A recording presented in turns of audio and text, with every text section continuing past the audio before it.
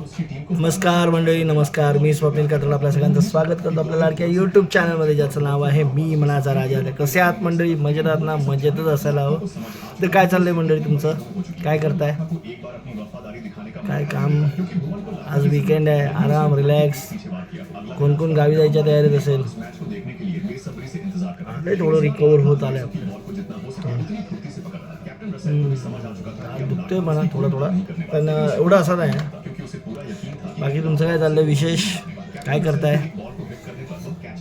आता शुक्रवार, शनिवार, रविवार सुट्टी आली आहे. कोण जाणार असेल गावी, कोण मुलांना सोडायला जाणार असेल, कोण 2 दिवसासाठी लग्न कार्य वगैरे अशा गोष्टींना जाणार असेल गावी. बरेच लोक असतात. आपण तर काय एवढ्या लवकर जात नाही. बघू, आपण जेव्हा जायचं तेव्हा तुम्हाला नक्कीच सांगू, नाही का? आपण जातो तेव्हा गाजावाजा होतोच. तर बाकी काय म्हणताय विशेष? काय नाही. अरे आज वोटिंग होतं, काय माहिती, काय बघितलं नाही मी. मला आज दिवसभर बघितलंच नाही मोबाईल. ते डिलिमिटेशन 3 विधेयकांवर हे होतं, आज मतदान होतं. बघूया, नंतर सांगतो अपडेट. आधी मी तर स्वतः बघतो.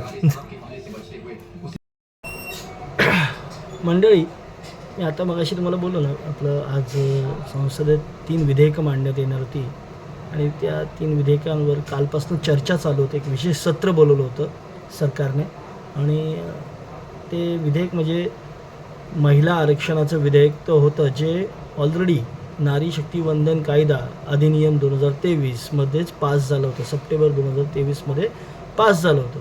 त्याची अंमलबजावणी सरकारला करायची होती आणि त्याला धरूनच एक घटनादुरुस्ती करायची होती आणि परिसीमन म्हणजे डिलिमिटेशनचा नवीन त्याच्यामध्ये काही चेंजेस करायचे होते. त्यासाठी डिलिमिटेशनला धरूनच त्यांना महिला नारी शक्तीवंदन जो कायदा आहे अधिनियम 2023 तो सुद्धा त्याच्याबरोबर पारित करायचा होता. अर्थात एक पारित झालेला कायदा पुन्हा त्याला लागून दुसरा कायदा आणायचा असं सरकारचं इच्छा होती. म्हणून त्यांनी डिलिमिटेशन विधेयक संसदेमध्ये मांडलं. त्याच्याबरोबर जम्मू काश्मीरचं पदुच्चेरी च्या कायद्यामध्ये दुरुस्ती करण्यासाठी असे 3 विधेयकं त्यांना सलग 3 विधेयकं मांडायची होती.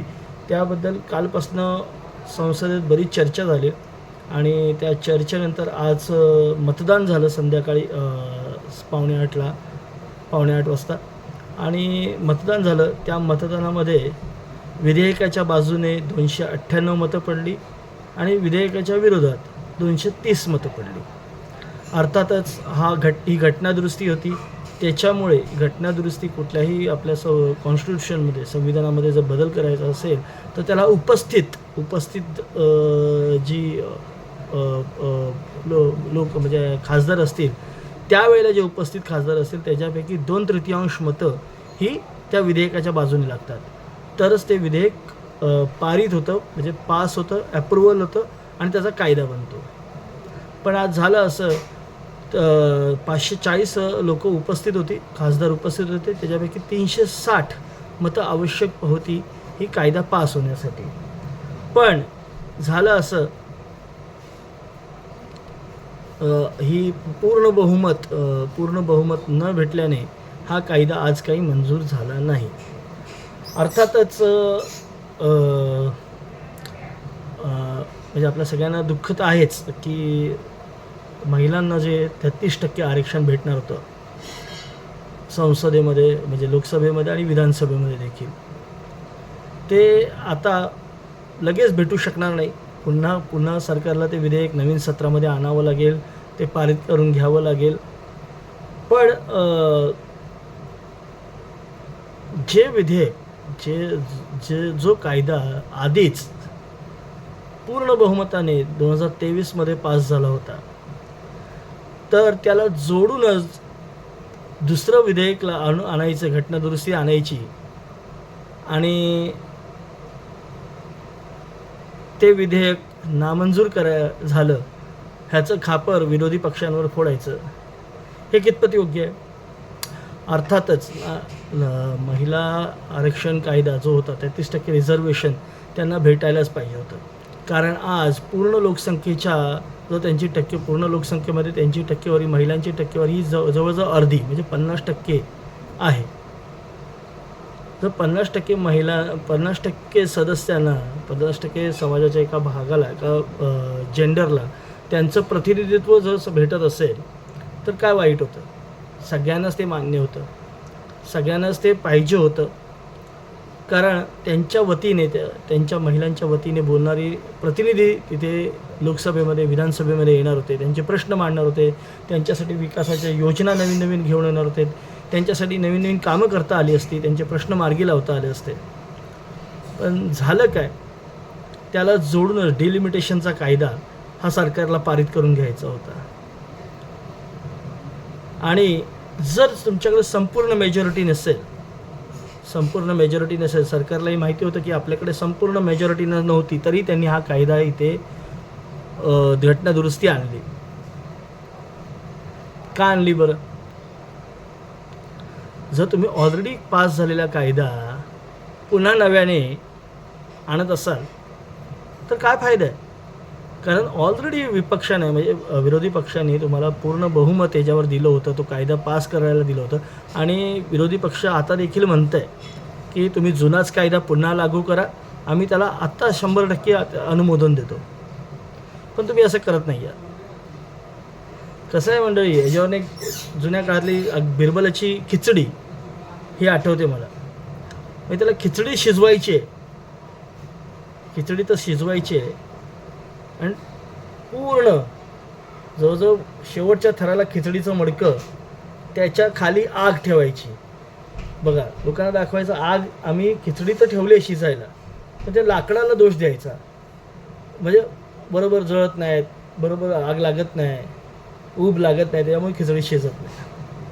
किंवा मग काय करायचं माहिती आहे का, एका ठिकाणी तुम्हाला मस्त असं घर दाखवायचं, पण त्या घरापर्यंत जाणारा मार्ग हा पूर्णपणे काट्या कुट्यांनी, खाचखळग्यांनी, अडथळ्यांनी भरून टाकायचा.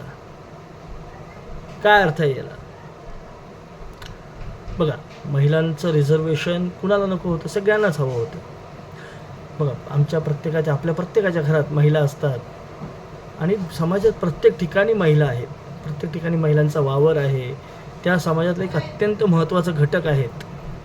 जर त्यांना प्रतिनिधित्व भेटणार असेल तर ते कुणाला नको आहे?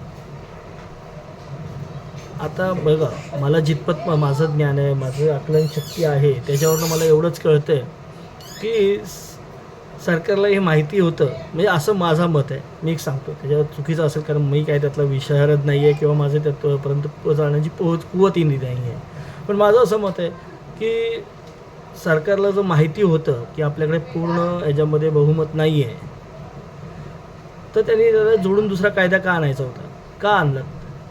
तो कायदा, जुना जो कायदा तुम्ही पास केला होता तोच लागू करायचा, बरोबर की नाही? आता तुम्ही डिलिमिटेशनचा कायदा आणताय. डिलिमिटेशनचा कायदा आणण्यासाठी सेन्सस म्हणजे जनगणना व्हावी लागणार होती.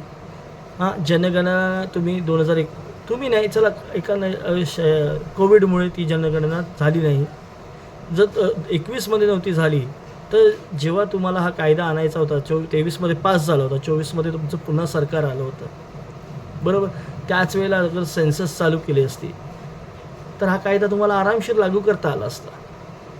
बरं, सेन्सस आत्ता एप्रिल 2026मध्ये सुरू झाली आहे, ती कमीत कमी कंप्लीट व्हायला 2027 उजाडेल.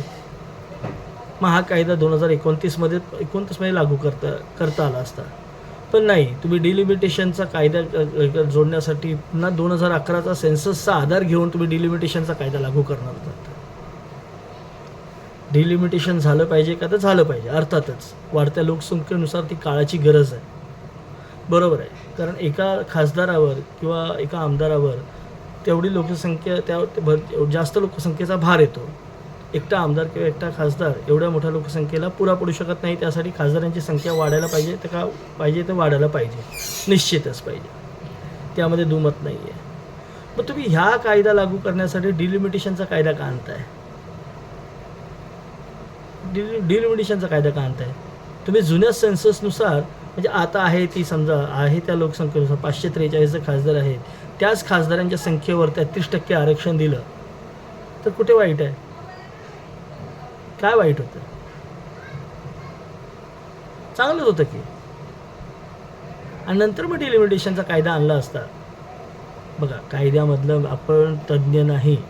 जेवढं आपण चर्चा ऐकतोय, जेवढं वाचतोय, जेवढी आकलन क्षमता आहे, जेवढं त्यातनं कळतं आहे, तेवढीच मी माहिती तुमच्यापर्यंत पोहोचवतो आहे. काय योग्य आहे, काय अयोग्य झालं, पण मला तरी वाटतं खरंच चुकीचं तर झालंच. म्हणजे महिलांचा कायदा पास व्हायला पाहिजे होता, पण फक्त महिलांचा कायदा त्याच्यामागे आडून हिडन, जे म्हणतो ना आपण एखादं लोन घेतो तेव्हा मग हिडन चार्जेस येतात, तसे हिडन गोष्टी काही, म्हणजे लपलेल्या काही गोष्टी असायला नको होत्या. स्पष्ट तो कायदा हवा होता. आता सरकार तो पुन्हा कायदा आणेल, नवीन सत्रामध्ये तो पुन्हा कायदा आणू शकतं. सरकारने आता सांगितलं देखील की आम्ही याच्यावर काम करत राहू. म्हणजे काय करायचं आहे तुमची, म्हणजे मनीषा, म्हणजे इच्छाच नव्हती का हा कायदा पास करण्याची? का तुम्हाला म्हणजे दाखवायचं होतं, बोट दाखवायचं होतं? आता 4 राज्यामध्ये इलेक्शन आहेत, तर बोट तुम्हाला दाखवायचं होतं का आम्हाला कायदा तर पास करायचा होता, पण ह्या विरोधी पक्षामुळे झाला नाही. विरोधी पक्ष तर बोलतोय तुम्ही जुना कायदा लागू करा, आम्ही तुमच्यासोबत आहोत. कुणाचं चूक, कुणाचं बरोबर, हे आता लोकांनी ठरवायचं आहे. बाकी असो, आपली जेवढी आकलन क्षमता होती तेवढी मी तुम्हाला माहिती सांगितली. मी आता जे टी व्हीवर बघितलं त्याचे रिझल्ट्स देखील तुम्हाला सांगितले. Hope so. पण कायदा महिलांसाठी रिझर्वेशन असायला पाहिजे का? तर नक्कीच असायला पाहिजे, नक्कीच असायला पाहिजे. त्यामध्ये दुमत कुणाचंच नाही आहे, कुणाचंच नाही आहे. पण चला, काही गोष्टींमुळे हा कायदा नाही होऊ शकला. काय करणार? बाकी सरकार, बसलेले विरोधी पक्षनेते यांनी ठरवा, काहीतरी मग सुवर्णमध्ये काढा, यांना प्रतिनिधित्व द्या. बाकी तुम्ही तुमचं राजकारण तुमच्या मार्गाने तर करताच आहात सगळेजण. सरकारही करते, विरोधी पक्षही करते, पण खरोखरच सामान्य महिलांना प्रतिनिधित्व द्या. असो, तर जेवढी मला माहिती कळाली, मला समजली, तेवढीच मी तुमच्यापर्यंत पोचवली. अर्थात मी चुकीचाही असेन, कदाचित बरोबरही असेल, पण माझ्या जागी मी ठाम आहे, एवढं निश्चित. बाकी झालं, एवढंच बोलायचं होतं. आता काय बोलणार, तुर्तास तरी दुसरा काही विषय नाही आहे. असो, चला पुन्हा भेटू आपण उद्या सकाळी. म्हणजे आता तुम्ही मला, तू नुसत्या गप्पाच मारतो, गप्पांचे व्हिडिओ तर कोण बघत नाहीच माझे. पण बघा, आज चांगला विषय होता आपल्याकडे. अर्थात कायदा पास झाला असता, म्हणजे महिलांचा, फक्त मी महिलांचा सांगतो आहे, महिला आरक्षणाचा कायदा, नारी शक्ती वंदन कायदा अधिनियम 2023 ह्याची अंमलबजावणी जर झाली असती तर सगळेच खुश होतो आपण. दुसरं काय हवं होतं? आय होप सो येत्या काही वर्षांमध्ये, येत्या काही दिवस, कदाचित येत्या काही महिन्यांमध्ये पुन्हा नारी शक्ती वंदन कायदा, कोणतेही त्याच्यामागे हिडन काही गोष्टी, म्हणजे लपून आलेल्या काही गोष्टी न होता स्पष्ट तो कायदा लागू व्हावा, एवढीच इच्छा. चला, थांबतो या व्हिडिओमध्ये. पुन्हा भेटू उद्या सकाळी. तोपर्यंत टाटा, बाय बाय, गुड नाईट, शुभरात्री. भेटू उद्या सकाळी. व्हिडिओ आवडत असेल तर नक्कीच लाईक करा, शेअर करा. चॅनलवर नवीन असाल तर चॅनल सबस्क्राईब करायला मात्र विसरू नका. शुभरात्री.